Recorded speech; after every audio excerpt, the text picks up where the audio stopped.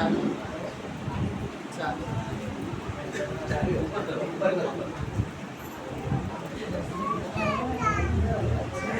Hallelujah. सभी को जय मसीह की। मेरा लड़का गांव से आया था तो मेरा घर पे आया था, उसको बहुत घबराहट हो रही थी रात को, तो मैं 2 मिनट की प्रार्थना की, प्रभु ने चंगाई दिया, अच्छे से सुला दिया। और दूसरा दिन गांव गया तो गाड़ी में बहुत गर्दी थी, मैं फोन की थी तो बोलता है बहुत गर्दी है मम्मी, हम लोग दरवाजे में ही खड़े हैं। तो मैं सोते सोते 1 मिनट की प्रार्थना की, प्रभु ने अच्छे से सीट दे दिया, जाने तक प्रभु ने संभाल के भी लेके गया, उसके लिए भी धन्यवाद देती हूँ। दूसरी गवाही है मेरा पति की। मेरा पति का दुकान में गिराक नहीं हो रहा था, तो गिराक बोल रहे थे आपने अंदर है तो आप दिखते नहीं, कि हम लोग कैसा पहचान पाएंगे आपको।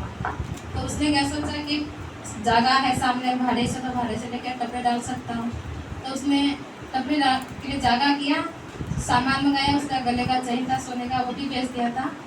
तो बेच के सामान का पहला पैसा दिया, बाद में शेठ से बात किया, तो वो शेठ बोला कि आपका टपरी पीछे रहेगा, सामने चनस का एक टपरी रहेगा। तो फिर वो टेंशन में होगा कि एक तो गिराक नहीं हो रहा है, हर पीछे हो जाऊंगा तो हर गिराक नहीं होगा, हर पैसा भाड़ा है। वो टेंशन लेकर थोड़ा उसमें बीमार पड़ा। उस दिन प्रार्थना किया, पास्टर ने संगाई दिया, तो मेरे को बोला नहीं कि मैं ऐसा बात है करके। फिर मैं शाम को गई, हम लोग प्रार्थना होके संडे को, तो मेरे को बोला ऐसा बातें हैं। तो वेल्डिंग वाले को हमें पैसा दिया 15,000, अभी वो बोलता है सामान रिटर्न करेगा तो 10,000 ही मिलेगा, ऊपर का 5,000 नहीं मिलेगा। तो मैं बोली ऐसा क्यों, तू पहला पास्टर को बताना चाहिए था ना, पास्टर में ऐसी सब बात है, थोड़ा प्रार्थना करो तो प्रभु आगे कुछ रास्ता खोलेगा, उसकी इच्छा है। तो बोलता है इतनी बात को पास्टर को नहीं बताने का। तो मेरी जीवन की गवाही बताई उसको कि मैं गांव में जमीन ली थी, उसका कर्जा हो गया था मेरे ऊपर 6-7 लाख रुपया। तो मेरा लड़का क्या बोला, मम्मी ऐसा तो कर्जा नहीं होएगा, अपन लोन निकालेंगे। तो मैं बोली लोन के लिए बिजनेस चाहिए, कुछ काम चाहिए तो लोन देगा ना। एक 50-60 हज़ार का तो लोन नहीं है, 6-7 लाख का लोन है, और उसको लोन भरने के लिए 20 साल तक जा रहा था। तो मैं बोली इतना सब नहीं होएगा। तो बोलता है मम्मी सब होएगा, तू कुछ नहीं कर पाएगी, हम लोग करेगा करके। फिर उसने लोन वाले से बात किया, तो बोलता है बिजनेस चाहिए और घर भी चाहिए, तुम लोग का जमीन दिखाई, वो सब बोला। तो मेरा लड़का झूठ बोल रहा था उन लोगों की। मैं बोली मैं झूठ नहीं बोल सकती हूँ, क्योंकि मेरा बिजनेस इधर नहीं है, मेरा बिजनेस मुंबई में है ना, वो भी फुटपाथ पे धंधा होता है, वो बड़ा बिजनेस दुकान वाले को लोन देते करते। बोलता है मम्मी तू चुप रहे, मैं सब करेगा। तो उसने एक दुकान था हम लोग का गाँव वाले का, बोलता है कि ये दुकान मेरा है करके बोलो, गाड़ी भी दूसरे की थी, ये गाड़ी भी मेरा है करके बोलो कि मैं लोन ले रहा। तो मैं बोली तू बोल, मैं नहीं बोलेगी झूठ, क्योंकि मैं परमेश्वर के पास मेरे को न्याय देना पड़ता है। बोलता है परमेश्वर करके मेरे को इतना तक गरीब ला के रख दिया, अभी आगे भी वैसे ही करेगी क्या। तो मेरे को बम्बई से गाँव बुलाया, बोलता है मम्मी तू सामने रहेगी तो तेरे से बात करेगा। बोलता है तो मैं गई, तो मैं बोली मैं कुछ बात नहीं करेगी, तू हर मामा ही बात करो, मेरे को ये बात मेरे को नहीं चलेगा करके। फिर मैं घर से मैं प्रार्थना करके गई, प्रभु तेरी इच्छा क्या है, तुम उन लोगों का मन को भी बदल, मेरे से भी बातें कर। तो प्रभु ने मेरे मन को कहा बेटी तू मेरी है ना, तो ये लोन तेरे को मिलेगा नहीं, तू चुपचाप गाँव जा, कल सभा में जा। तो वैसा ही होगा कि वो लोन मिला नहीं। प्रभु का वचन बहुधारी तलवार है। तो मैं यह गवाही मेरा पति को बताई, तो प्रभु के सामने बातें तू कुछ भी नहीं रखता है, जो भी काम कर रहा है तेरा मन से तू कर रहा है। तो वो गवाही सुन के फिर उसने बोला बराबर है करके। फिर रात को मैं पास्टर को फोन की, 12-12:30 बज गया था।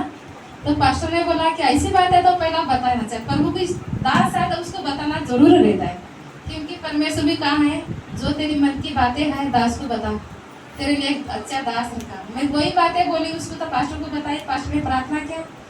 उसके सामने कोई दुकान नहीं है, अच्छी जगह भी है, अच्छा प्रभु ने सेठ को भी बदला, उसके लिए भी प्रभु को धन्यवाद देते हैं। और दूसरी गवाही है, मैं गाँव गई थी बैंक के लिए, तो मैं पास्टर से बोली थी कि पास्टर मेरा बैंक का थोड़ा काम है, उसके लिए प्रार्थना करो। मेरा आदमी बोला था कि तेरा बैंक में पैसा दिखाई दे रहा है 15-16 हज़ार। तो मेरी बहन लोग भी बोली भाई इधर हम लोग के ना बहुत पैसा मिल रहा है, राशन कार्ड का, घर का, श्रम कार्ड का सब पैसा आ रहा है, तो कुछ भी नहीं करे, बिल्कुल बहुत पागल है, पहले से भी पागल है, अभी भी पागल है। तो मैं बोली अगर प्रभु चाहिए तो मेरे को देगा, लेकिन मैं कुछ नहीं कर सकती।